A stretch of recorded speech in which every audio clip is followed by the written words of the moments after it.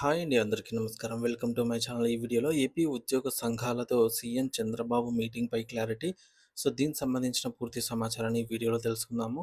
Video అయితే ఎక్కడ గాని స్కిప్ చేయకుండా ఎండ్ వరకు చూసేయండి. ఇన్ఫర్మేషన్ పూర్తిగా అర్థమవుతుంది. అలాగే వీడియో చూస్తున్న ప్రతి ఒక్కరు లైక్ చేయండి ఫ్రెండ్స్. ఈ వీడియోని తోటి ఉద్యోగ పెన్షన్ మిత్రులతో అయితే షేర్ చేయండి. కొత్తగా మన ఛానల్‌ని చూస్తున్నవారు ఇంకా ఎవరైనా సబ్స్క్రైబ్ చేసుకున్నట్లయితే వెంటనే మన ఛానల్‌ని సబ్స్క్రైబ్ అయితే చేసుకోండి. సబ్స్క్రైబ్ చేసుకోవడం వల్ల నేను చేసే ప్రతి ఒక్క వీడియో మీ వరకు రీచ్ అవుతుంది. ఫ్రెండ్స్ ఇక విషయానికొచ్చినట్లయితే సోషల్ మీడియాలో వస్తూ ఉన్న వార్తలు మరియు ప్రభుత్వం ఇచ్చిన వివరణకు సంబంధించి ముఖ్యమైన అంశాలు ఇప్పుడు మనం చూద్దాము. ఏంటంటే సోషల్ మీడియాలో ఒకవైపు ముఖ్యమంత్రి గారితో భేటీ, తీసుకునే నిర్ణయాలు ఇవే అంటూ వార్తలు వస్తూ ఉన్నాయన్నమాట. అందులో నిజాలు ఎంతవరకు అనేది చూద్దాము. ముఖ్యంగా మొదటిది సీఎం భేటీపై ఫేక్ వార్తలైతే వచ్చాయండి. ఆగస్టు 10వ తేదీన రాష్ట్ర ముఖ్యమంత్రి శ్రీ నారా చంద్రబాబు నాయుడు గారితో ఉద్యోగ సంఘాల కీలక సమావేశం జరగబోతోందని వాట్సాప్, ఫేస్‌బుక్, యూట్యూబ్‌లలో వచ్చిన వార్తలు కేవలం పుకార్లు మాత్రమేనని ప్రభుత్వం అయితే స్పష్టం చేసిందనమాట. అలాగే భేటీ జరగకపోవడానికి కారణం ఏంటంటే ఆగస్టు 10వ తేదీన ముఖ్యమంత్రి గారు ఏలూరు జిల్లా అధికారిక ప్రకటనలో బిజీగా ఉండటం వల్ల అమరావతిలో ఎటువంటి అధికారిక భేటీ అయితే జరగలేదని ఫ్యాక్ట్ చెక్ విభాగం అయితే నిర్ధారించింది.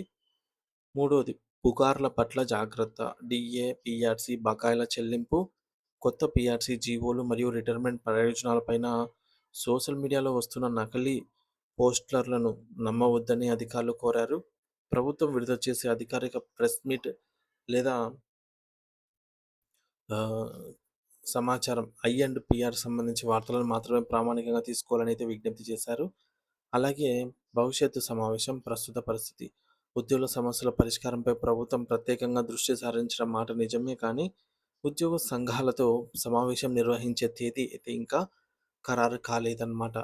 ముఖ్యమంత్రి పర్యటనలు మరియు ఇతర పరిపాలనా పనుల వల్ల తేదీని ఇంకా నిర్ణయించలేదు కానీ, ఖరారైన వెంటనే అధికారికంగా ప్రకటిస్తామని చెప్పేసి ప్రభుత్వం స్వయంగా చెప్పింది. అయితే ఐదోది చర్చలకు రాబోయే ప్రధాన అంశాలు ఏంటి?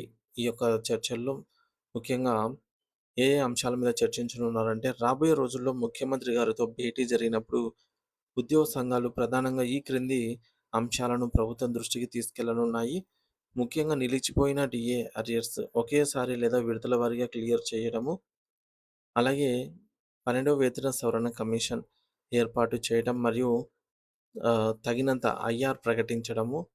ఆరోగ్య భద్రతా పథకాన్ని అయినటువంటి ఈహెచ్ఎస్‌ను మెరుగుపరిచి ఆసుపత్రులలో పూర్తిస్థాయి ఉచిత నగదు రహిత వైద్యం అందేలాగా చూడటము.